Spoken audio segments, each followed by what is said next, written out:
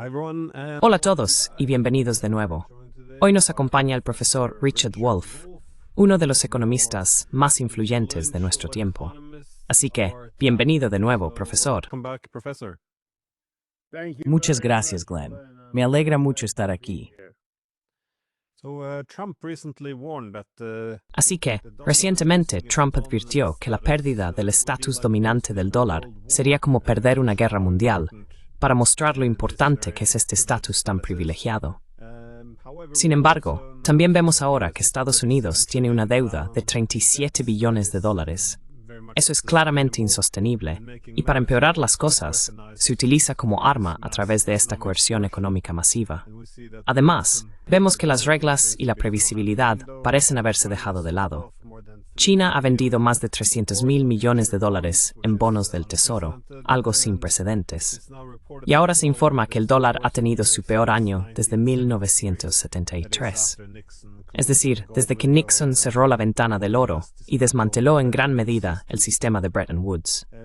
Hay muchas cosas sin precedentes que no habíamos visto antes. Las acciones bajando, los bonos bajando y el dólar bajando, todo al mismo tiempo, y el capital también fluyendo fuera de Estados Unidos. Son señales preocupantes. Tenía curiosidad por saber cómo lo ves tú. ¿Qué está ocurriendo? ¿Es esta la fase inicial del declive del dólar?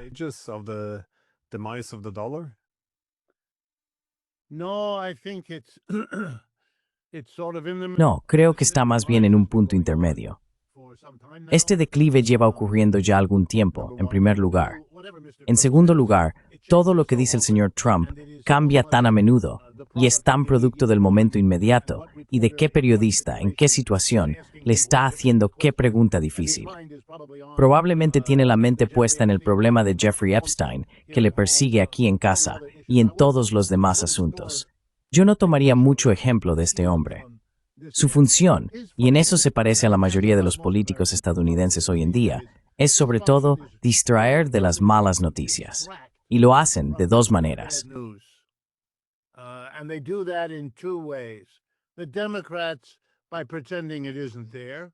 Los demócratas, al fingir que no existe, y los republicanos, al fingir que tienen el poder económico de Estados Unidos que tenía en los años 60 y 70, y que no ha perdido todo eso, y por lo tanto está en posición, aunque admita que hay un problema, de solucionar rápidamente ese problema, castigando a los malos países extranjeros que lo causaron.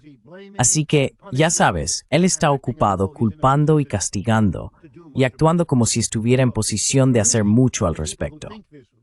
Así que, para mí y para las personas que piensan como voy a describir, vemos el problema del dólar, y de hecho de muchos otros problemas que enfrenta Estados Unidos, como pertenecientes precisamente al tipo de problemas que cabría esperar en un imperio en declive, es decir, en un imperio global que ya ha pasado su apogeo y que ahora se encuentra en la muy desagradable posición de tener que afrontar lenta e implacablemente ni pueden y los guineas en el pasado.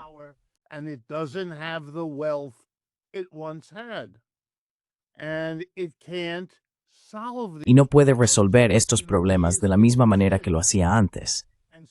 Por eso necesita, ante todo, enfrentarse al problema básico, cosa que aquí en Estados Unidos no hacemos en absoluto.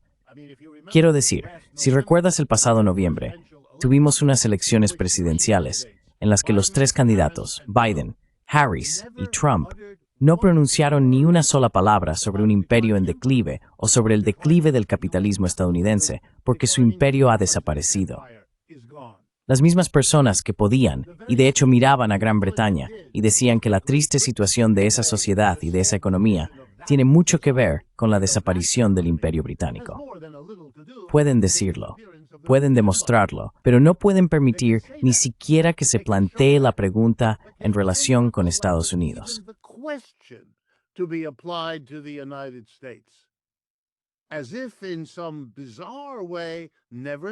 Como si, de alguna manera extraña, nunca especificada, todos los demás imperios que han desaparecido no significaran nada, porque el imperio estadounidense perdura de una forma casi mágica.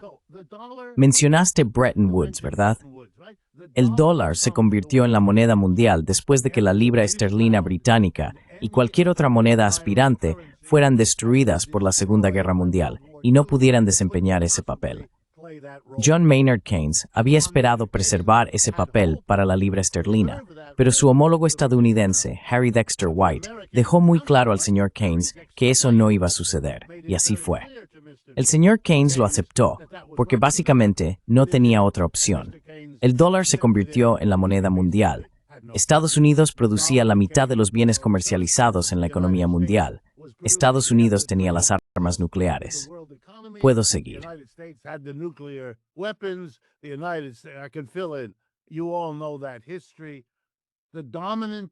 Todos conocen esa historia. La posición dominante de Estados Unidos estaba ligada al papel del dólar.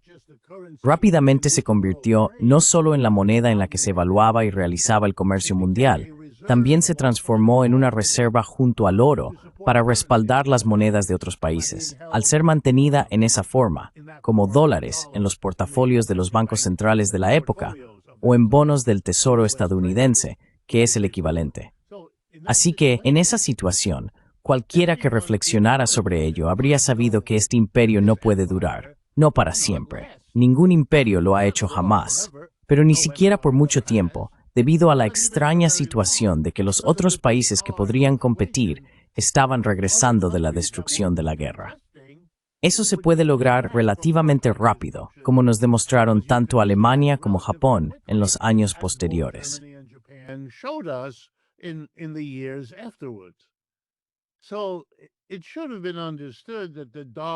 Así que debería haberse entendido que el dólar no podía desempeñar ese papel.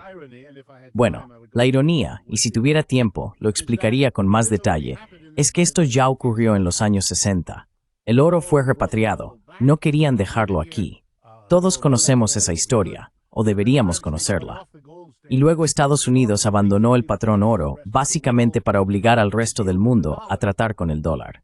Eso le dio al dólar un poco más de tiempo, 2 o 3 décadas más. Pero al final del siglo, el proceso de declive nunca se detuvo. Los capitalistas estadounidenses participaron en ese declive y lo aceleraron cuando tomaron la decisión, más o menos al mismo tiempo que Estados Unidos abandonó el patrón oro, de trasladar la producción a Asia, en cualquier caso, fuera de Estados Unidos. El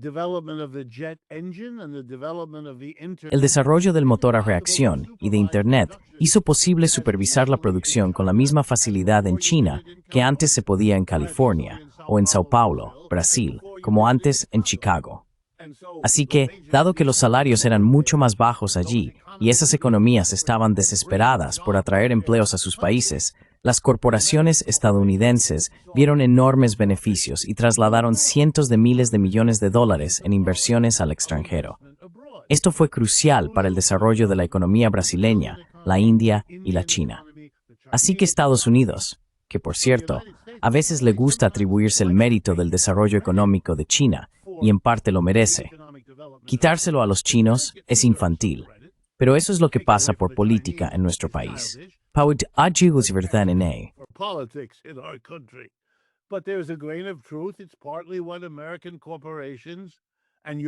En parte es lo que hicieron las corporaciones estadounidenses, europeas y japonesas. El resultado final es que todo ese desarrollo fuera de Estados Unidos acabaría significando, tarde o temprano, que el dólar estadounidense no era necesario, que no tenía que desempeñar ese papel. Y entonces, grandes países como China, India y Brasil empezaron a aprender de sus propios economistas los privilegios y beneficios que se obtienen si tu moneda se utiliza en todo el mundo. Y ellos también querían algo de eso para sí mismos. Lo que de nuevo es a lo que me refiero cuando hablo de un imperio en declive que se enfrenta a demandas naturales a medida que otras economías crecen. Y una última cosa, puede que no estuviéramos hablando de esto ahora. Podría haber continuado durante otras 2 o 3 décadas. Realmente podría haber sido así. Pero hubo 2 cosas que lo han precipitado ahora y que en mi opinión sugieren que no va a desaparecer.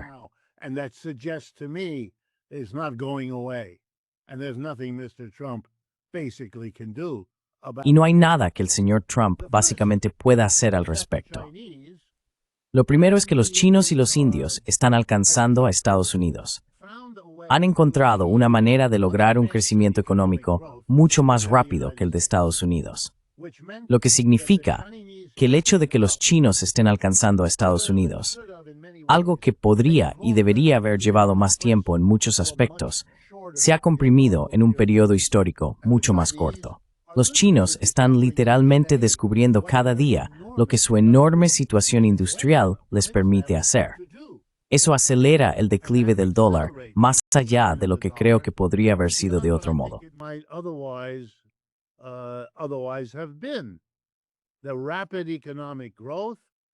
El rápido crecimiento económico y la incapacidad de Estados Unidos, al menos hasta ahora, de imitarlo, frenados por la ideología de la primacía del sector privado y la supuesta ineficiencia del gobierno, limitando el papel del gobierno en este ámbito.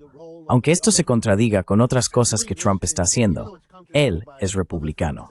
Forma parte de esa tradición, y esa tradición impide que Estados Unidos copie a China. Lo convierten en una virtud. No iremos en esa dirección autoritaria. Pero de nuevo, eso es infantil. No van a alcanzar a China si no lo hacen. Se quedarán aún más atrás, incluso con el dólar, a menos que lo hagan.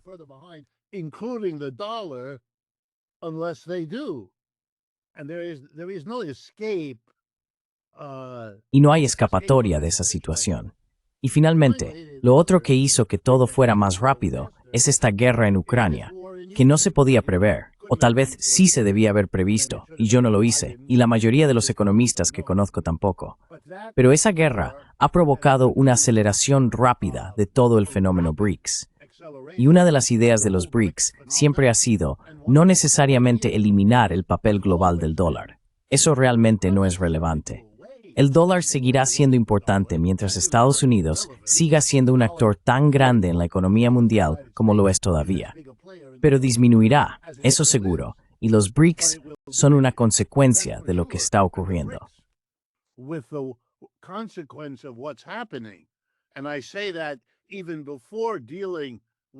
Y digo esto incluso antes de abordar el aumento de aranceles de hoy sobre la India por parte del señor Trump. Pero todo esto ya se veía venir. Esto solo hace que el declive del dólar ocurra aún más rápido. Y creo que, por lo tanto, se puede ver que el señor Trump prometió proteger el dólar, y el dólar realmente ha caído bruscamente, literalmente, desde el día en que fue investido el 20 de enero hasta el momento en que estoy hablando contigo ahora mismo. Ha bajado, dependiendo de con qué moneda lo compares, pero ha caído entre un 8% y un 12%. Y eso en un corto periodo de medio año es un comentario muy serio sobre la sabiduría de su decisión de proteger el dólar. Eso no está ocurriendo.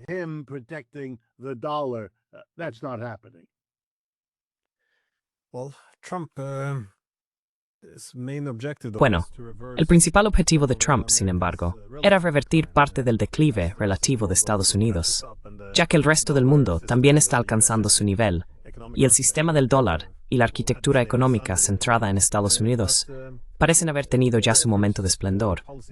Pero los esfuerzos o políticas para lograr esto parecen no haber salido como se esperaba.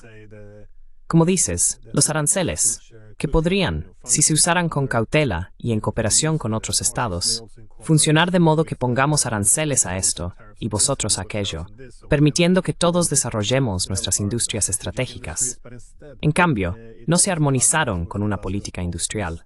En su lugar, se utilizan como un mazo contra otros estados, a menudo, como vemos en Brasil, directamente con fines políticos, como sacar a Bolsonaro de apuros. No estoy seguro de qué cifras de empleo estás viendo, en cuanto a cómo se ha desarrollado esto.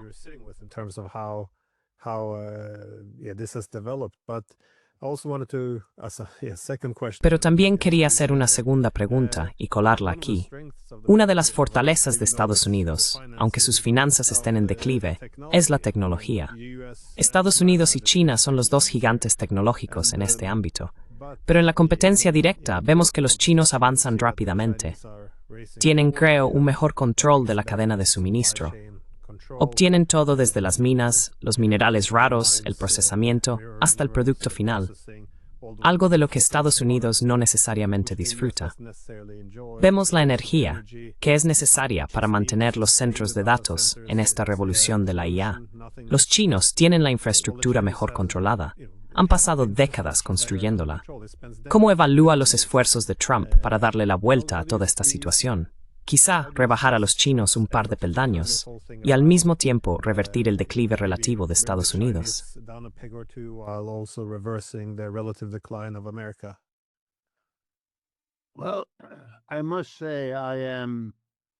Bueno, debo decir que sigo estando continuamente decepcionado por lo que está haciendo el señor Trump. Cada vez lo veo más como una especie de mezcla improvisada de un poco de estrategia económica, pero es una estrategia económica que casi a diario queda eclipsada por alguna necesidad política que él percibe, correcta o incorrectamente. Permítanme darles un ejemplo. Ahora todo el mundo sabe que el vehículo eléctrico de mejor calidad y al precio más bajo se produce en China. China tiene una docena o más de empresas compitiendo y llevan haciéndolo así desde hace bastantes años, y como grupo han superado a sus homólogos en Europa, Estados Unidos, Japón, en cualquier parte. Y sin embargo, aquí en Estados Unidos, actualmente tenemos un arancel del 100% sobre ellos. Era del 25% durante la primera presidencia de Trump. Luego el señor Biden, por cierto, con la misma estrategia de apoyar nuestra industria automovilística aquí y devolver la fabricación a Estados Unidos, lo subió al 100%.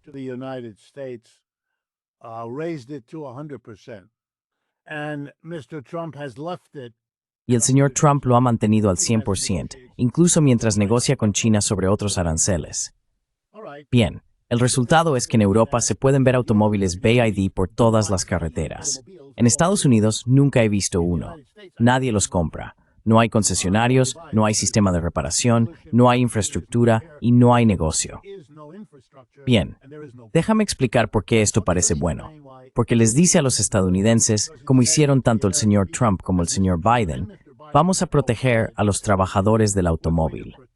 Una idea interesante. Vas a proteger a los trabajadores del automóvil porque haces imposible que las empresas estadounidenses compren coches y camiones eléctricos. Porque ese es el futuro del mundo. Tienen que comprar vehículos inferiores a un precio más alto que sus competidores en el resto del mundo.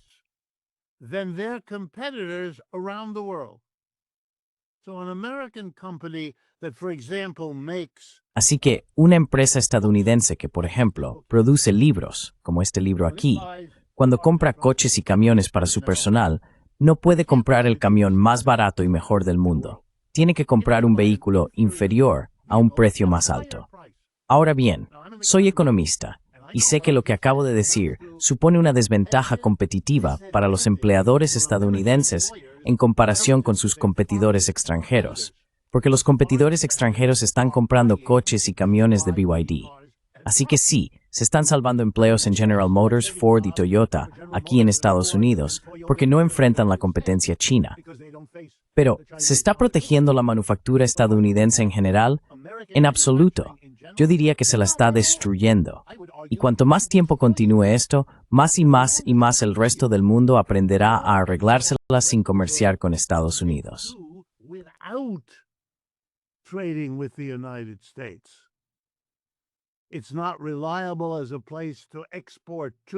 No es un lugar fiable al que exportar. Ese es el problema de los aranceles. Y tampoco es un lugar fiable para hacer negocios si necesitas importar algo debido a los aranceles. Y dentro de Estados Unidos se está creando una economía globalmente no competitiva. Ahora bien, eso tardará años en desarrollarse, pero no veo nada que contradiga eso. Nada. Absolutamente nada. La ventaja que tenía Estados Unidos en alta tecnología ha quedado ahora comprometida por el hecho de que los chinos han demostrado que pueden hacer prácticamente lo mismo que nosotros, y pueden hacerlo con o sin cooperación de Estados Unidos. La propia corporación Huawei lo ha demostrado, desde el momento en que Estados Unidos organizó la detención de la hija del CEO en Canadá hasta el presente, cuando Huawei está superando a la competencia.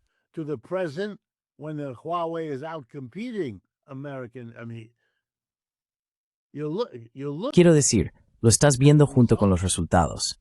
Mira a Apple. Apple, para escapar del problema de estar en China, se trasladó a la India, que ahora está resultando ser un problema tan grande o incluso mayor para Apple que lo que fue China. Ahí hay una lección. una lección que todos están aprendiendo al observar a Apple. Si el objetivo del señor Trump era trasladar la producción del resto del mundo a Estados Unidos, los vaivenes, las subidas y bajadas, los retrasos temporales, todas estas son razones para no ser productivo dentro de Estados Unidos, porque no tienes ni idea de cuáles serán las condiciones en las que harías qué. ¿Gastar el dinero? ¿Invertir el tiempo en trasladar la producción del extranjero a Estados Unidos en estas circunstancias?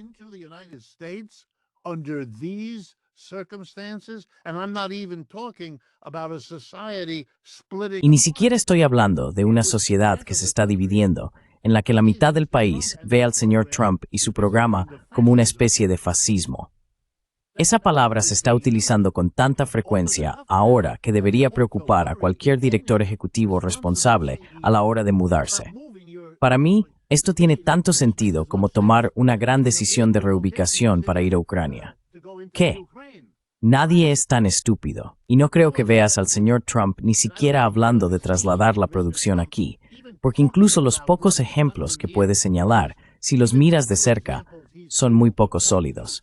Tienen cifras grandes, pero son a 10 años vista. El señor Trump ya no será presidente mucho antes de eso. Y lo mismo ocurrirá con todas las personas que hacen estas promesas. No significan nada. Son teatrillos para ayudar al señor Trump a jugar el juego, porque no puede afrontar la realidad.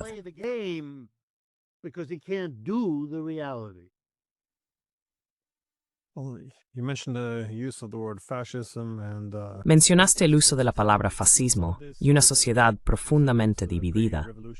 Mucho de esto se asemeja a indicadores prerevolucionarios. Es decir, si quieres ver una sociedad encaminándose hacia una revolución, buscarías cosas como la pérdida de legitimidad de la clase dirigente, dificultades económicas, creciente desigualdad económica, aumento del coste de la vida, más protestas, levantamientos, polarización y, por supuesto, el rechazo de la ideología dominante. Quiero decir, mucho de esto ya está presente. Es curioso que hace solo un año habría parecido extraño que Washington impulsara los aranceles casi como su nueva ideología. ¿Crees que, a medida que el dólar se debilita, y de hecho, gran parte de la arquitectura económica dominante de Estados Unidos, es decir, la infraestructura del imperio estadounidense, esto podría también, supongo, destruir la República? Porque existen tensiones sociales muy profundas. Soy muy consciente de que lo mismo ocurre en Europa, pero ¿cuáles podrían ser las consecuencias para la sociedad?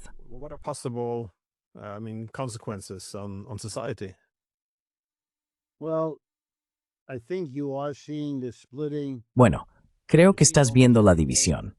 La ves casi todos los días.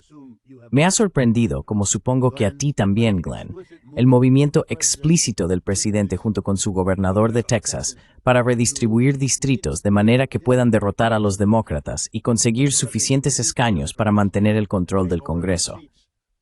Esto no tiene absolutamente nada que ver con lo que se supone que significa la palabra democrático. Y eso ya ha sido cierto en Texas durante mucho tiempo. Pero estos son niveles de acciones abiertas, explícitas y universalmente visibles.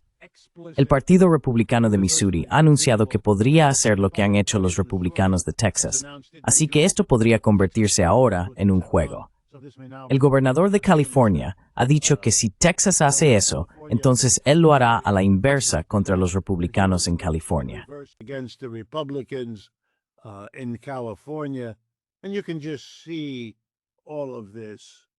Y puedes ver todo esto. Aquí hay otra dimensión. Vivo en Nueva York y acabamos de tener unas elecciones en las que un partidario musulmán de Palestina ganó las primarias demócratas para la alcaldía de Nueva York, que es la ciudad más grande de Estados Unidos. Zohran Mamdani es su nombre. Y como vivo en Nueva York, soy muy consciente de la situación política. En este momento, parece que ganará las elecciones generales en noviembre, donde será el candidato demócrata. El esfuerzo de la vieja maquinaria, que hará todo lo posible para evitarlo, en este momento parece muy débil, muy desorganizado e incapaz. En la ciudad de Indianápolis, una gran ciudad estadounidense en el centro del país, hay otra persona musulmana no blanca que se presenta a la alcaldía y puede que gane. Y Seattle tiene otro caso más. And Seattle has yet another.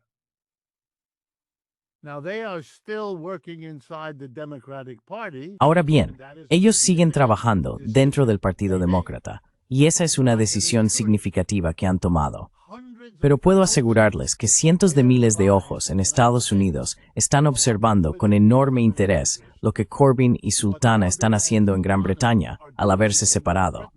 Formar su propio tercer partido y ver cómo 300.000 ciudadanos británicos se inscribieron para unirse a ese partido en las 72 horas siguientes a su anuncio. Por cierto, si hiciéramos eso en Estados Unidos, y les aseguro por conocimiento personal que ese esfuerzo ya está en marcha, también conseguiríamos 300.000. Probablemente conseguiríamos más. Y aunque el camino aquí es más difícil, tenemos una tradición de dos partidos que operan un duopolio político desde mucho tiempo. Operating a duopoly politically for a long time. And people are used to it, and it will be more difficult. Y la gente está acostumbrada, y será más difícil alejarlos de eso. Pero esa posibilidad, que habría sido motivo de risa hace 2 años, ahora ya no hace reír a nadie. Nadie se ríe en absoluto.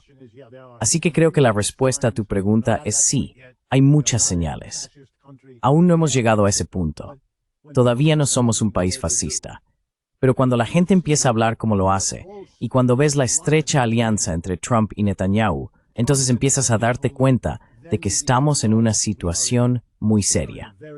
Debido a su papel en la historia europea, puede que te interese saber que la comunidad judía en Estados Unidos, que cuenta con varios millones de personas, está dividida de una manera que dudo que alguna vez se supere. Way that I doubt will ever be overcome. The majority here cannot. La mayoría aquí no puede ni quiere respaldar a Netanyahu y su política en Gaza. Los más ricos, los mayores, los tradicionales, los políticamente conectados, ellos sí lo harán. Y si eso significa fracturar lo que ya es una comunidad pequeña con una larga historia de persecución, lo que normalmente ha hecho que hayan dudado en hacer cualquier cosa que pudiera volverlos vulnerables, ahora están divididos de una manera de la que, como digo, no veo recuperación. Y si la hay, llevará más tiempo del que tú y yo viviremos, mucho más. Y el uso cínico por parte de la administración Trump de las acusaciones de antisemitismo para imponer una reestructuración derechista de las universidades solo empeora todo. Only makes it all worse. Well, I thought Bueno, me pareció interesante que los esfuerzos de Washington por ir contra países, ya sea China, Rusia, Irán y otros, suelen centrarse, cuando se quiere destruir a un adversario, en aislar y señalar a un solo Estado como objetivo. Sin embargo, lo curioso es que ahora Estados Unidos tiende a ir contra, bueno, todos al mismo tiempo, no solo contra sus adversarios. Pero también vemos intentos de reestructurar la relación con aliados o socios que mantienen buenas relaciones, bajo la premisa de que se han estado aprovechando de la buena voluntad de Estados Unidos. Así que vemos países como India, Japón, Corea del Sur, Brasil, los europeos. El que quizás más me sorprendió fue la India. A menudo son el eslabón débil, si no el más débil, en los BRICS, en cuanto a querer hacer casi cualquier cosa posible para tener una buena relación con Estados Unidos. to have a good relationship with the United States, and the way the rhetoric he used to Y la forma en que se utiliza la retórica para incluso menospreciar y humillar a la India, simplemente parece haber surgido de la nada. No entiendo cuál era el propósito detrás de esto. Quiero decir, incluso si uno quisiera usar aranceles para reestructurar las relaciones comerciales, la agresividad que han mostrado hacia la India es bastante extraordinaria. ¿Has visto ya alguna consecuencia en cuanto a cómo están respondiendo los japoneses, coreanos, indios, cualquiera, ante esta mano tan dura? Si hubiera una presión más moderada, se podría suponer que estarían dispuestos a seguir la línea para preservar una relación predecible y estable con Estados Unidos. Pero, en cambio, parece que muchos están empezando a llegar a la conclusión de que la propia dependencia de Estados Unidos es una vulnerabilidad que deben abordar o reducir. vulnerability which they have to address or reduce. Well, Bien, permíteme abordarlo de dos maneras.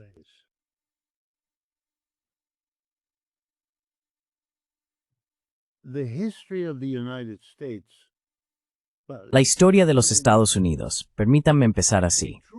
Una verdad generalmente aceptada aquí en Estados Unidos, con la que casi todos están de acuerdo, es que la política exterior está dictada principalmente por la situación interna y solo en segundo lugar por lo que demonios esté ocurriendo fuera de nuestras fronteras. Si eso es una verdad general, lo es aún más en el caso de Estados Unidos. Y eso tiene que ver con nuestra historia. Estamos protegidos en dos lados por grandes océanos que han hecho posible pensar y actuar como si el resto de realmente no importara tanto.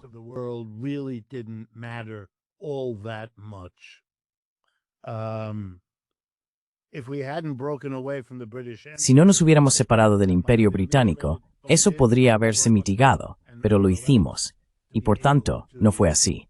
Y nos quedamos con la capacidad de fantasear. El primer paso de esa fantasía fue maravillarse ante la capacidad de una pequeña y pobre colonia británica de derrotar al ejército británico dos veces, una en 1876 y otra establecer la independencia basándose en una noción enormemente exagerada de lo que se había logrado aquí. Si el resto de Europa no hubiera estado en un caos cataclísmico, ya sabes, el que desenvació en Revolución Francesa en Napoleón, ya británicos podrían haber actuado de otra manera. Pero aquí, este se culminara en una embaraida por extraordinario. A notion of extraordinary power. And one of the first manifestations of it. Y una de las primeras manifestaciones de esto fue bajo el presidente después de que los primeros ya no estaban Monroe con la llamada Doctrina Monroe. Ahora estamos en 1830, así que es medio siglo después de la Guerra de Independencia. Y Estados Unidos anuncia al mundo que los británicos, los franceses, los alemanes y los holandeses pueden hacer lo que quieran en Asia, África, América Latina. No. No deben, no pueden, no lo harán. Nosotros seremos la potencia imperial aquí. El resto del siglo XIX fue el ascenso de Estados Unidos para cumplir la noción megalómana de sí mismo que crearon esas primeras experiencias. Nada ocurrió que lo refutara. Llevaste la frontera del país hasta el Pacífico.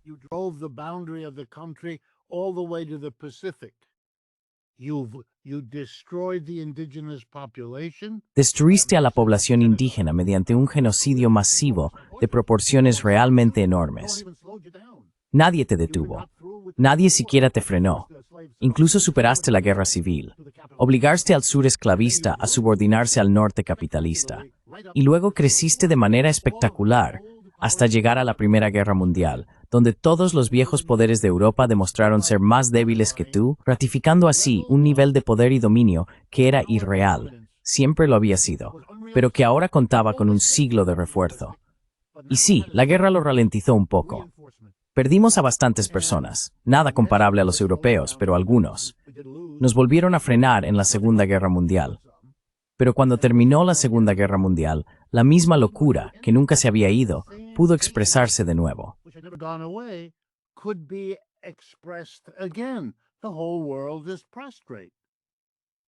El mundo entero está postrado. Rusia, China, Reino Unido, Francia, Alemania, Italia, Japón, todos están destrozados. Y el dólar es lo que mencionamos antes. Así que hemos tenido crecimiento en el siglo XIX y dominio en el siglo XX.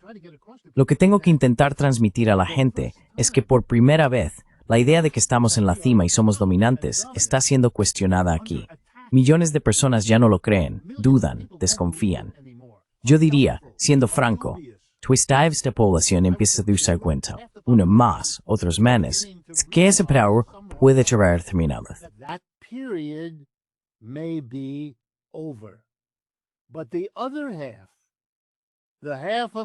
Pero la otra mitad, la mitad de los partidarios del señor Trump, está indignada por esta idea, aún más indignada porque la mitad de los estadounidenses empieza a preocuparse por ello. Ven todo eso como una falta de valor, una falta de coraje, una incapacidad para reconocer tu responsabilidad si eres la potencia dominante en el mundo. No es un reconocimiento de que no lo eres, es una demostración de que gracias a Dios ya no tenemos a esa gente dirigiéndonos. Ahora tenemos a un estadounidense entusiasta que va a decirle al señor Modi lo que tiene que hacer y que va a asegurarse de ello. ¿Sabes por qué? Esos liberales blandengues de América, así es como llamamos a la mitad izquierda del país, son los que nos apuñalaron por la espalda. Todavía no usamos ese lenguaje, pero llegará. We don't have that language yet, but it's coming. And you Europeans, you did too. Y vosotros, los europeos, también lo hicisteis. Os aprovechasteis de nosotros. Hicisteis esto, hicisteis aquello. Encontrarán algo que se resolvió en algún momento, y para ellos será otra gran traición al legado de Estados Unidos, que es gobernar. Y no quieren oír hablar de nada más. Y desde luego no quieren oír hablar de valores liberales ni de un orden basado en normas. Para ellos, todo eso es el lenguaje de personas que no quieren o no pueden usar el poder que Estados Unidos aún tiene y debería usar en beneficio de todo el mundo. Esta mentalidad hay que entenderla. De lo contrario, no se comprenderá cómo pueden tratar a México, Canadá, Escandinavia, Holanda o cualquier otro país de la manera en que lo hacen. Or Holland or any other country the way they are perfect. You have all gone along. Todos ustedes han estado de acuerdo con aprovecharse del gran y poderoso país, y ahora no quieren pagar el precio de tener que corregir su mal comportamiento. Puede que les sorprenda oír esto, pero nosotros en América, los que somos como yo, seguimos queriendo preguntar a gente como ustedes, ¿por qué la respuesta europea es tan débil, tan cobarde, tan autodestructiva? Es simplemente que no logran ponerse de acuerdo, que los franceses sospechan que los alemanes están llegando a un acuerdo con los estadounidenses, y ambos temen que los británicos se adelanten, así que están constantemente maniobrando unos contra otros, permitiendo que Estados Unidos simplemente los enfrente entre sí. ¿O hay algo más detrás de todo esto? Or is there something else going on? I suspect all Europe destroyed itself. Sospecho que toda Europa se destruyó a sí misma en la Segunda Guerra Mundial, o se suicidó. Creo que muchos vieron el auge de Estados Unidos después de la Segunda Guerra Mundial como una prórroga para la vida de Europa. La única unidad que hemos tenido en Europa ha sido bajo el dominio de Estados Unidos. Pienso que a la clase política simplemente le falta imaginación para concebir un mundo que no esté dominado por Estados Unidos. Y para países como Alemania, que aparentemente está perdiendo la cabeza ahora, toda la idea después de la Segunda Guerra Mundial era desarrollarse sobre dos pilares clave. Estaba la OTAN, bajo liderazgo estadounidense, y la Unión Europea, o Comunidad Europea, que se suponía que debía equilibrar los excesos de Estados Unidos. Ahora, ambos pilares se están desmoronando, y la única idea que tienen ahora es el keynesianismo militar. Ir a la guerra con Rusia, respaldar el genocidio. Going to war with Russia, backing genocide. It's quite an amazing turn of events. Es un giro de los acontecimientos realmente sorprendente. De hecho, eso me lleva muy bien a mi última pregunta, porque, sean cuales sean los problemas que existen en Estados Unidos con la caída del dólar y la decadencia socioeconómica, se observa lo mismo en Europa. Pero aquí, la clase política tiene un problema diferente. Como has sugerido, es un poco falta de carácter, como vimos en las recientes negociaciones comerciales entre Estados Unidos y von der Leyen en la Unión Europea. Lo entregaron todo, e incluso admitieron que, bueno, esto no tiene que ver realmente con la economía, con el acuerdo económico. Vemos el corte del suministro energético. No entiendo cuál puede ser, según tú, el futuro tecnológico de Europa, porque yo aquí no veo nada. Tech future of Europe, because I see nothing here. It's we led the industrial. Lideramos la revolución industrial, pero ahora no estamos en el mapa. La confianza en la clase política se ha perdido. Lo único de lo que hablan nuestros políticos es de la guerra, intentando revivir la Segunda Guerra Mundial, pensando que el señor Putin es Hitler. Suponen que todavía pueden intimidar a grandes potencias como China e India, diciéndoles lo que tienen que hacer. Quiero decir, no puedo evitar tener la sensación de que Europa está acabada, pero viven en esta enorme ilusión de que siguen gobernando. Es bastante extraordinario. Por eso quería preguntarte, ¿qué está pasando con la economía europea? Como has dicho, hay mucho autodaño, pero ¿ves alguna vía de recuperación? ¿O simplemente todo va cuesta abajo a partir de aquí? No, the only recovery I see that I could imagine. La única recuperación que veo aunque puedo imaginarlo, y estoy de acuerdo con todo lo que has dicho, sería reconocer que deben utilizar su tamaño, su riqueza, el fruto de 5 o 6 siglos de colonialismo y capitalismo para forjar un camino independiente. Tienen que romper su vínculo con Estados Unidos. Es su final, y más aún ahora. El señor Trump puede bromear diciendo que Canadá es el estado número 51. Esa broma se extenderá a Europa dentro de poco, y no será mucho tiempo. Aquí no hay ninguna sensación de que Europa tenga algún papel que desempeñar en absoluto, en ningún sitio, salvo quizás pagar por armas que puedan usarse en Ucrania.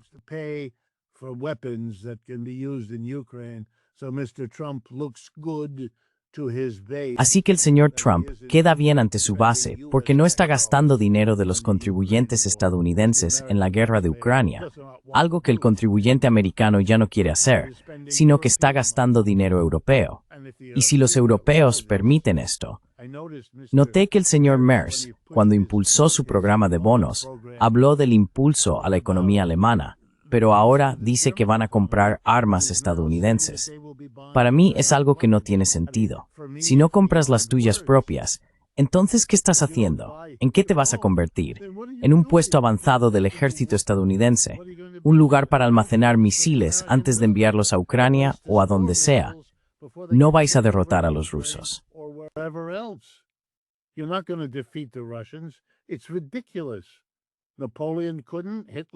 Es ridículo. Napoleón no pudo. Hitler no pudo. El señor Starmer. Debes estar bromeando. Nadie. Estados Unidos no puede hacerlo. El mundo es un lugar muy diferente. Europa es rica. Europa es grande. Europa debería desempeñar un papel importante, pero tiene que unificarse y tiene que cortar el cordón umbilical con Estados Unidos, o si no, no es solo lo que hacen, Glenn. Es ver el discurso de von der Leyen o del jefe de la OTAN. Cuando hablan, Estados Unidos literalmente les da una patada en la nariz, y ellos hablan dulcemente sobre Estados Unidos. ¿Qué? Anuncian un gran arancel y dicen, bueno, vamos a tomar represalias, y luego no lo hacen.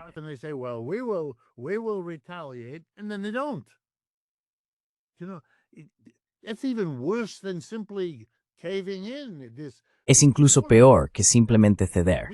Esta actitud de ni siquiera escuchar nuestras propias palabras en esta situación. Estamos tan decididos a ir con Estados Unidos contra Rusia. Me parece tan triste. Y ya sabes, miro a Jean-Luc Mélenchon en Francia, miro a Sarah Wagenknecht en Alemania, y me pregunto, ¿serán capaces estas personas de encontrar una forma de hacerlo? ¿O irá todo a parar alternativa para Alemania o a Le Pen y los suyos? Porque el resto de su sistema político es simplemente una política de no somos ninguno de esos, que la gente ya conoce, y eso no es un programa. Hay un último punto que me gustaría destacar. There is a last point I would stress.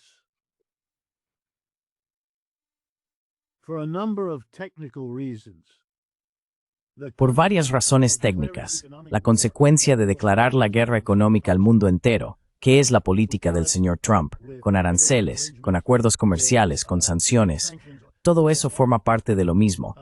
Por razones técnicas, aún no ha afectado a la economía estadounidense, como creo que lo hará.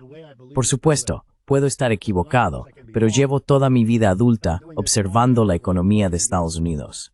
Lo que veo venir, y me refiero a la segunda mitad de este año, así que hablamos de la segunda mitad de 2025, es que empezarán a aparecer señales serias de recesión junto con señales serias de inflación. Y esto va a crearle dificultades al señor Trump mucho mayores que cualquier cosa que haya visto hasta ahora. El movimiento obrero se está movilizando aquí. and the labor movement is moving here.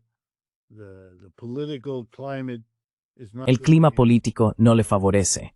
Incluso su propia base está cada vez más dividida. No les gusta lo que está haciendo con la sanidad. Kennedy es un desastre en ese ámbito. Tampoco les gusta que el nivel de persecución a los inmigrantes se esté exagerando y que eso haya provocado una reacción negativa. Realmente hay un horror generalizado por lo que está ocurriendo en Gaza y la respuesta del señor Trump, y hay muchas especulaciones de que tiene que apoyar a Netanyahu, porque la policía israelí incluía al señor Epstein, y que tienen material que él no puede arriesgarse a que salga a la luz. Y de nuevo, nunca se sabe con esas cosas, y nunca se sabe qué creer, pero ahora se está hablando de ello, incluso por muchos de sus más firmes partidarios, que están hablando así. His strongest supporters who are talking like this. You're watching disintegration. Estás presenciando una desintegración en este momento. Yo te diría que ya no es una cuestión de ¿se desintegrará? Ahora la pregunta es, ¿se está desintegrando? ¿Será capaz de encontrar alguna manera de ralentizar esto, de detenerlo, de revertirlo? ¿Existe algún tema, algún programa? Eso es lo que tiene que encontrar. Todavía no lo ha encontrado. Así que el espectáculo sobre la India y China hasta ahora no ha tenido consecuencias a nivel nacional. Pero tenemos a millones de estadounidenses que ahora están empezando a comprar para los dos momentos de mayor consumo en Estados Unidos, antes de que empiece el curso escolar y luego antes de Navidad. Así que estamos a punto de entrar en ello. Y si los precios suben, entonces habrá muchos problemas aquí. Muchos problemas.